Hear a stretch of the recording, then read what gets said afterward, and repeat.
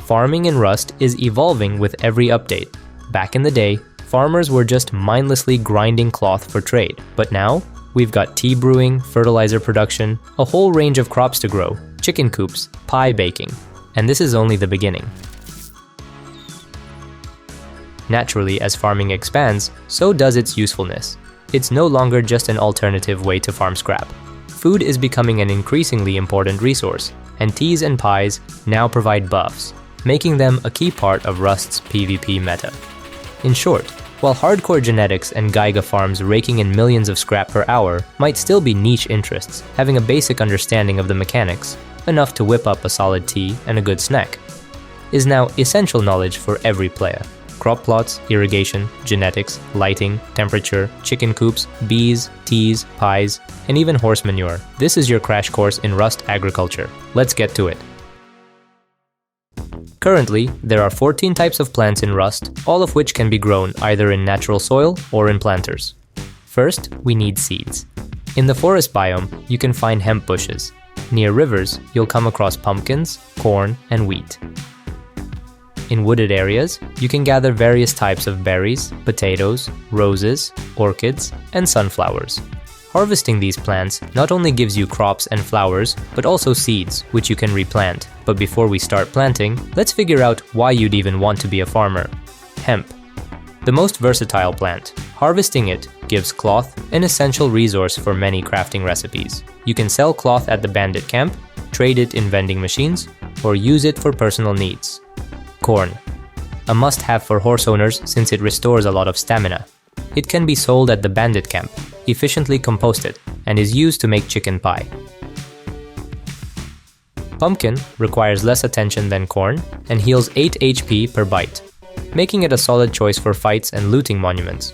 If you want, you can wear a whole stack of them on your head. Used in pumpkin pie recipes. Potato. An excellent food source for horses. A single horse will munch through about a stack of potatoes per day. It's also the most resilient crop, making it a great option for winter farms. Wheat. Needed for baking all types of pies and for making bread. It's also essential for breeding chickens. Berries. There are 6 types in the game. Blackberries used to spawn on the Hapis Island map, but have since been removed.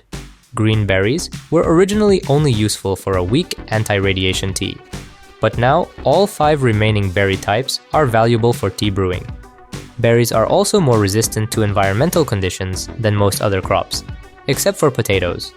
We'll dive deeper into tea brewing later. Orchids, roses, and sunflowers.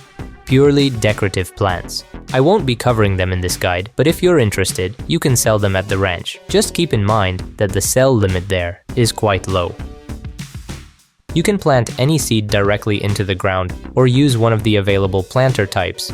The ground option isn't even worth discussing, so let's jump straight into planters. Right now, there are 8 types of planters in the game. These 2 require metal to craft, which is way too expensive for large-scale farming. And these ones are just reskins of the blue planters. That leaves us with 4 practical options. The classic large planter. The best and most reliable option for big farms. It holds 9 plants and 9 liters of water, making it very convenient. You can place it on a half block, but you can't stack them in multiple rows. It costs 200 wood and 2 tarps to craft, but in large quantities, it's easier to just buy them at the bandit camp. The triangular planter doesn't seem all that useful to me. It costs 1 tarp and 150 wood to craft, holds 3 liters of water, and fits 4 plants. You can stack them in overlapping patterns to save space. In areas where square planters would fit only 144 plants, triangular ones allow for 200. The problem is figuring out how to water them evenly. They're also more expensive per plant, and you can't buy them anywhere yet. The small square planter holds 3 plants, takes up the same space as the large square planter, and stores the same amount of water overall. But for large farms, it's completely pointless since the full-sized version exists. Even for mini farms, these aren't very useful, because we have pots now. The plant pot costs 200 wood and takes up way less space. You can easily fit 25 pots in a single building square. Plus, they can be combined with square planters to maximize small farm efficiency. Like barrels, pots have a square collision box, so they need to be placed in one direction to fit closely together. Also, they make great stepping stones for moving smoothly around your base or peeking out of windows. Downsides? You can't grow pumpkins in them. They don't allow for crossbreeding since plants in pots won't hybridize, and watering them is a bit trickier. But they're super cheap to craft and take up almost no space. So in the end, you've got two real options: square planters or plant pots. You can mix both to make a half-floor farm, but make sure no plant roots stick out above the ceiling.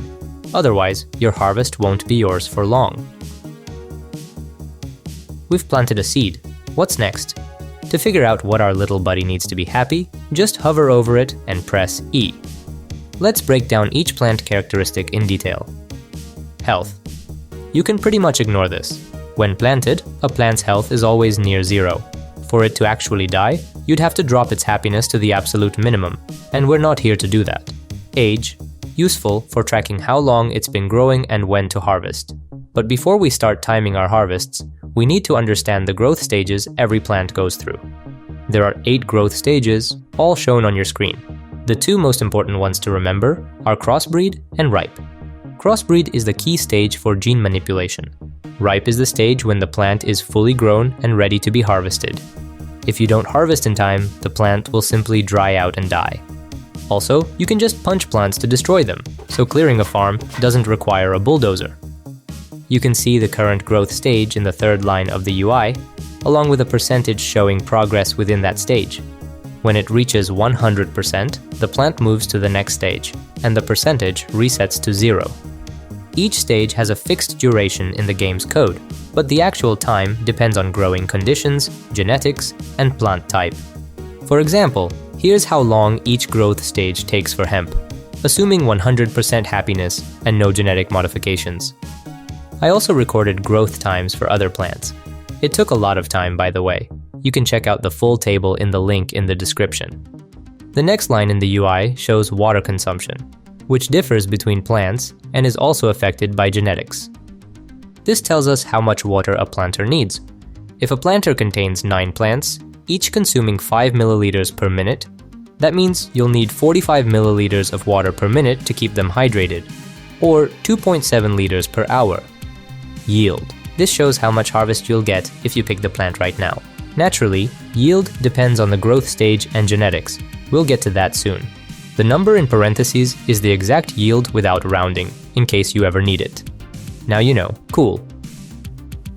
Now we get to the most important box in the UI, how well the plant likes its surroundings. Here's what you need to understand. Individual parameters don't matter by themselves. What matters is whether all the plant's needs are met.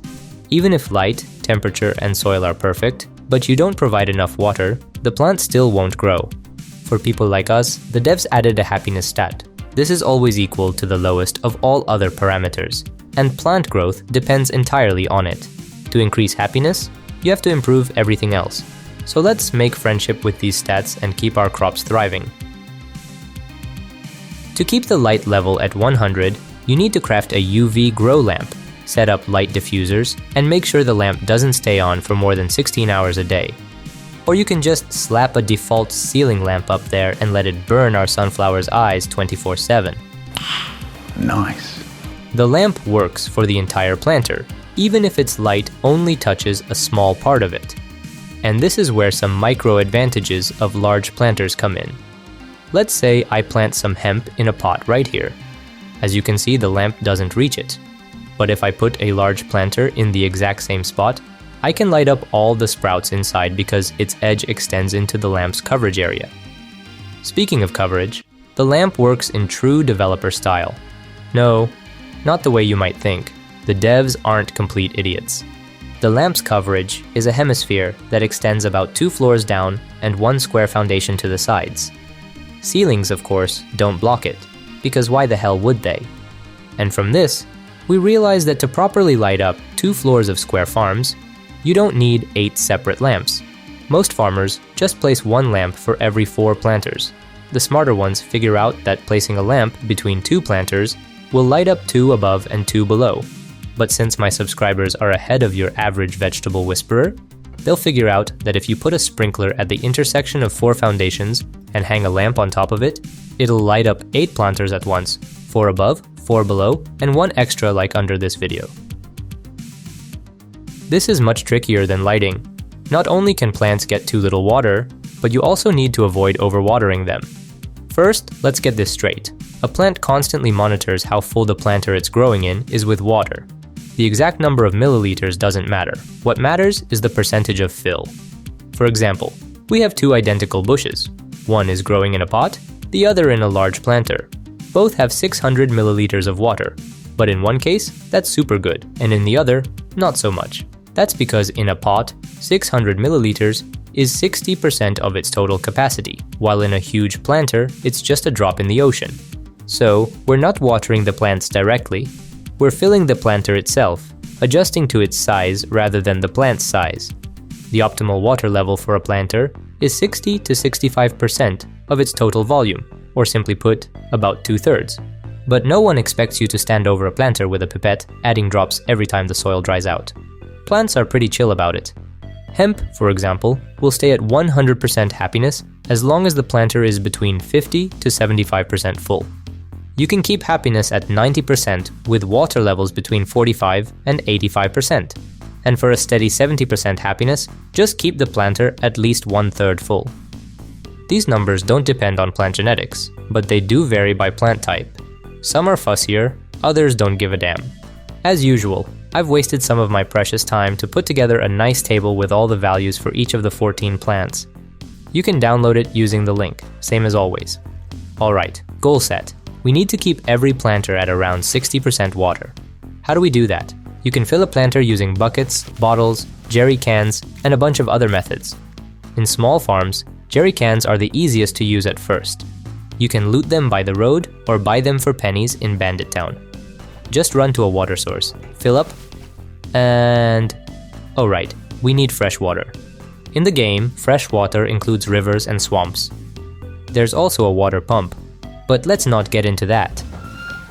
Farming by a river is super convenient, but also risky. Other farms will pop up around you like mushrooms, and you'll attract a lot of attention. Lakes are an option, not as crowded, but harder to find. The best farming spot for beginners? Swamps. Especially if you can find this specific one with loot crates. On the map, it's marked as abandoned cabins. You get fresh water, no competition, and loot spawns. Absolute perfection. Fill up your can, walk to your planters, right-click, and boom. Moist soil, happy plants. Seems like we're done, right? Not quite. As you remember, plants are constantly sucking water from the planter. Pouring a bucket of water every hour doesn't sound too bad, but if you have 10 to 15 planters, carrying all those buckets stops feeling like passive income and starts feeling like a full-time job. Clearly, manual watering isn't the way to go. Let's explore alternatives. The simplest but least efficient automatic water source is a rain catcher, or multiple rain catchers linked by hoses. They collect water passively, but very slowly. Even if you cover your entire roof with them, you'll barely have enough water for a bouquet of 9 roses for your sweetheart. But as soon as fog, rain, or a thunderstorm hits, their efficiency skyrockets, and they start collecting water like crazy. In fact, if you set up a few rain catchers and just wait for rain, the water they store will last a small farm an entire day. If you don't want to rely on Poseidon's mood swings, the better option is a water pump. You place it directly in the water, hook it up to electricity, and it starts sucking. Each pump pulls 85 milliliters of water every 10 seconds. You can fit 6 of them in one square, which gives you 3 liters per minute. You can pump salt water, but you'll need to run it through a purifier before use. That thing also eats power and converts 333 milliliters of salt water into fresh water every 5 seconds. The downside? Desalination cuts your water supply in half, so instead of 3 liters per minute, 6 pumps will only give you 1.5 liters of fresh water. One purifier can handle 8 pumps. Now that we have water, we need to transport it to the planters. That's where sprinklers come in. The most broken item in the game. Its radius works almost exactly like the lamps, but unlike light, water doesn't pass through objects. So, you can't water 2 floors at once. However, Sprinklers can be mounted on walls or even the floor, which affects the watering area. I think you get the idea. We just need to connect our sucker to a sprinkler. If you want water to flow up, you'll need a fluid pump. If it's flowing down, gravity does the job for free. The pump already has one built in, so if your water source is below your planters, no extra gadgets needed. And just like that, water's flowing, time to relax. Or is it? If you check your planter's water level, you'll probably see one of two things. Either it's slowly dropping or it's slowly rising. Both will eventually lead to unhappy plants. So, we don't just need to water the plants constantly, we need to give them just the right amount of water. And this is where the broken sprinkler story begins. If you don't want to mess around with timers and complicated math, and you have plenty of water to spare, just follow this simple setup. For hemp and pumpkins, divide your farm into blocks of 4 planters. Place one sprinkler in the center of each block. On even-numbered floors, hang a ceiling lamp above the sprinkler, like I showed you earlier. Link 4 sprinklers together with a hose and connect them directly to the pump. Wait until the planters fill up to 6,000 milliliters, then start planting. The water level will stay stable throughout the entire growth cycle. If you're growing corn, berries, potatoes, or wheat, just add one extra pot under each sprinkler. You don't need to plant anything in it. Just having a 5th planter changes the water distribution, giving your crops the perfect amount of moisture. And of course, if you ever want to switch from berries to cloth, just smack the pot with a hammer to remove it and put it back when you're ready to grow berries again. If this setup becomes the new meta. Sorry, I was just doing my job for likes, subs, money, fame, Patreon. So this method is dumb-proof and works like a charm. But obviously, with some big brain timer tricks and tick abuse, you can save a ton of water and make sprinklers way more efficient. But that's definitely a topic for a separate video, which I've probably already started making by the time you're hearing this. For now, we're done torturing our backs. Originally, even soil properly watered in the garden beds won't give us a 100% quality result. For the plant to truly love its home, we need to add fertilizer to the bed. It's used up in one go, 1 fertilizer per seedling. At least in this regard, the developers didn't complicate things. By the way, where do we get the fertilizer from? Probably buy it? Oh yes, nothing in this game is without complications. To get fertilizer, we need a composter. It can be bought in the camp or crafted. We place the box on the farm and put inside everything that decomposes well. In the game, horse dung, fish, chocolate for some reason, and corn decompose well. Of all these, it's easiest to get corn on an industrial scale. You can just grow it and leave it in the composter to rot. And horse dung, it's harder to collect, but you get significantly more fertilizer. It's important to note that for farming itself, you don't need that much fertilizer. On average, we'll plant beds about once every 1.5 hours, which means we need to produce enough fertilizer for the number of seedlings that fit in our bed. The composter takes 5 minutes per tick. Each of its 12 slots is processed separately, much like how the furnaces worked before. So, to process horse manure as quickly as possible, you need to spread it across all the slots, leaving one for the resulting fertilizer. 1 horse manure yields 10 fertilizer. Thus, the maximum efficiency of one composter is 110 fertilizer in 5 minutes, or 1,320 fertilizer per hour. With fish, you can get 105 fertilizer per hour. Any type of fish works, even small one that you can easily get from traps. As for corn, one composter will yield around 40 fertilizer per hour. If you have a cheap small farm, you can throw regular bones into the composter. They rot slowly, but they're very easy to collect. 4 bones turn into 1 fertilizer. In an hour, you'll get 33 fertilizer, almost like from corn. If you choose the horse manure farm route, then steal a horse from your neighbor, bring it into the stable, and feed it. Yes, I remember about potatoes, but you don't need to bother with that and can buy pickles instead. They're cheap, and the horses won't complain anyway. Every 6 minutes, a golden nugget will roll out from under the horse's tail, and with the help of a hopper, this nugget can be sent to a chest. Then, take the resulting bars and spread them evenly across the composter's slots. Skipping the long process, 1 horse can provide fertilizer for 100 seedlings every hour. You can increase the pooping efficiency by feeding the horse bread. 1 loaf will increase manure production by 250% for 2 minutes. Excess fertilizer can be sold in the bandit town or through a vending machine. Like the character, seedlings in the game can experience discomfort from both too low and too high temperatures. To control the temperature, we have only one tool in the game, an electric heater. It consumes electricity and warms all seedlings within a radius of just over 1 square. It heats perfectly through walls, so for even heating of our plantations, we can use this setup. On odd floors, divide each block of 4 garden beds in half with a border, placing the heater in the middle of any side, as high as possible. Connect all the heaters together. This way, you'll have one heater for 8 planters, and on our standard 4x4 farm, there will be 4 heaters on 2 floors. When do plants need heating? It depends on the biome, the type of plant, and its genes. In general, you don't need to heat them at all. Plants won't die overnight, nothing bad will happen. But if you want to do it right, you should turn on the heater during the night in the forest and desert biomes, and run it 24/7 in the winter biome. To answer the question of whether plants should live happily, I'll, of course, present the next set of measurements.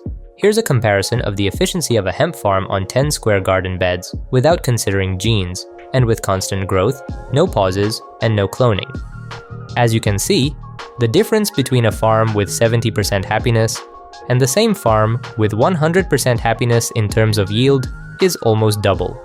This is because happiness level is not only directly proportional to the time it takes for fruits to ripen, but it's also proportional to the total harvest. So it turns out, we're faced with a choice. Forget about fertilizer, plant heating, and just fill the planters to the brim, getting about 70% efficiency from the farm. Or find horses. Work hard with composting, build the perfect irrigation system, and set up heating, getting roughly twice the harvest in the same amount of time. Of course, the choice is yours. I'm just helping you understand what you can get in each case and what it will cost you. Now, regarding plants, we have one last and probably the most important topic left: genes. There are only 3 types of good genes in the game. Y, yield. H, temperature tolerance. G, growth speed. There are 2 types of bad genes. W, water is consumed by the plant faster. X, just an empty slot, doing nothing, which is also bad. Any plant, starting from the sapling stage, can be cloned. When planting a clone, we get the same plant with the same set of genes. So, once you get a plant with a good gene set, you can clone it in unlimited quantities and grow it for your pleasure. You can get this plant in several ways.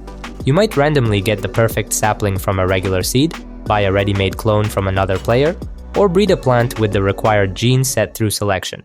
And while the first 2 options are clear, selection sounds like something very scary and unclear. Spoiler, it's not. But before we dive into breeding the perfect clone, we need to understand what this perfect clone looks like and how players decided that this specific gene set is ideal. First, we discard genes we definitely don't need. Obviously, we won't be breeding with X or W genes.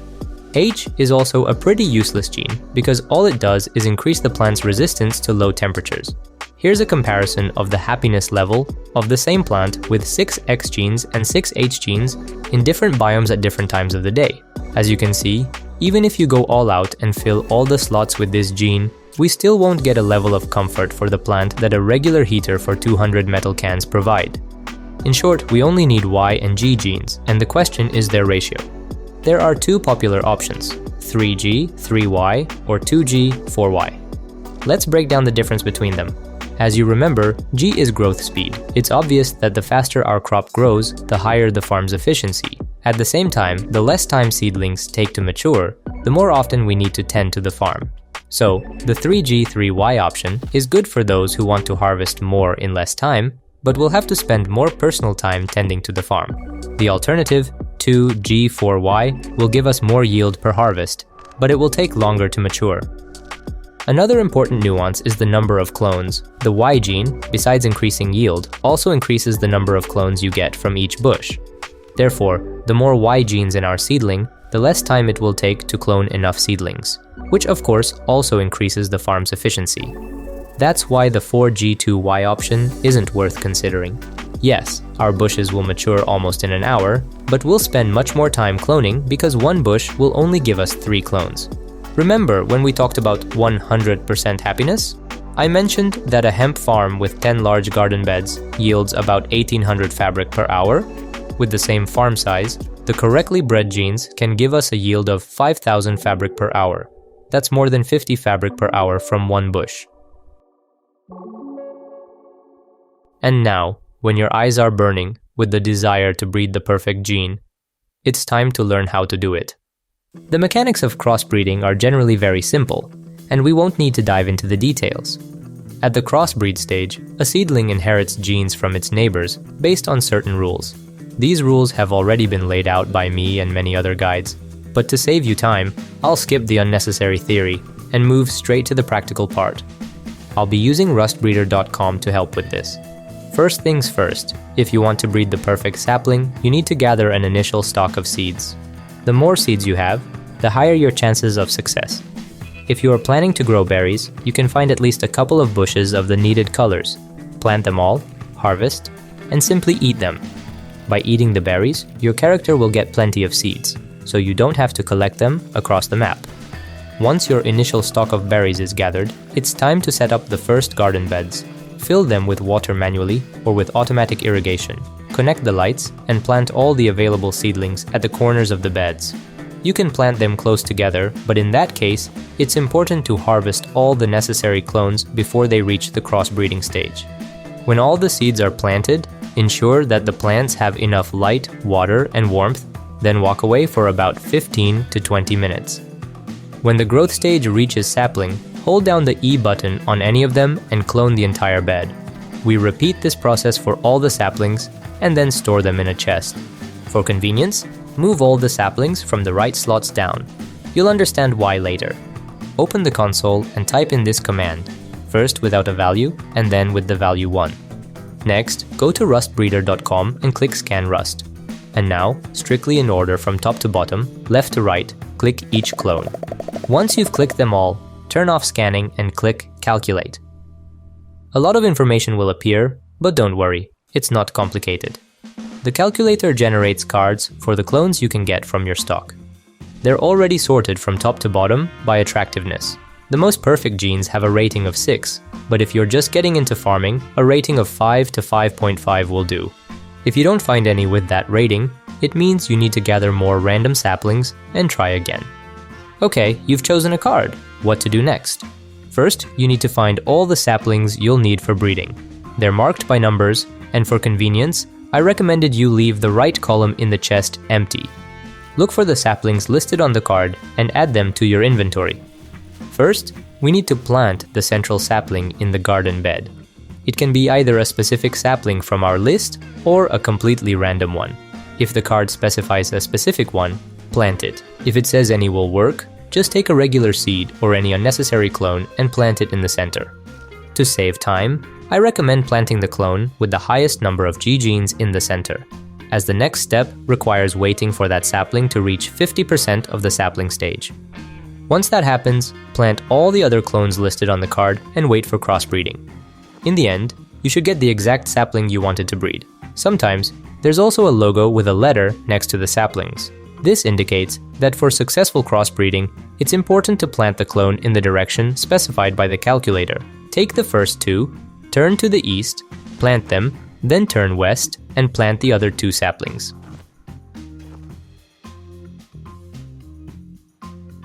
Also, sometimes the sapling for crossbreeding is missing, but you can breed it. It will be highlighted in orange. Simply click on it, and the website will offer you options for breeding it. You'll need to breed that sapling first, and then use it to crossbreed the perfect one you've been aiming for. Once you've gotten the needed clone, it's time to multiply it. Return the interface size to its normal setting, which the console remembers for you, and plant everything you have. Wait for the sapling stage clone and repeat until you have enough clones to fill your farm at least twice. And of course, never store all your clones in one place. Make a backup just in case, and store a couple of clones in a hidden loot stash. By the way, for faster cloning, you can hold down the right mouse button and press E. Unfortunately, it doesn't work with Shift, but even so, it can be convenient. You can also transfer water from canisters to barrels by right-clicking on the drops. And you can put bags on horses to save space in your microfarms. Also, subscribe to the channel so your flower's happiness never drops below 100%. Okay, that's it. The most tedious, drawn out, and dry stuff is behind us. Now, it's time for the fun part. If we want to build a chicken empire, the first thing we need to do is find some wild chickens. They have the habit of laying eggs, and we must gather those eggs and eat them. Save them, I wanted to say. Once we've saved up enough eggs, it's time to build a chicken coop. It takes up 1 square, costs a few coins, and can be placed on both foundations and on flat ground. We place the collected eggs inside, press the button, and in 2 minutes, something happens. A chicken with a completely unsuitable name is born to lay eggs for us. Like any self-respecting chicken, Catherine has a mood. It can be neutral or good.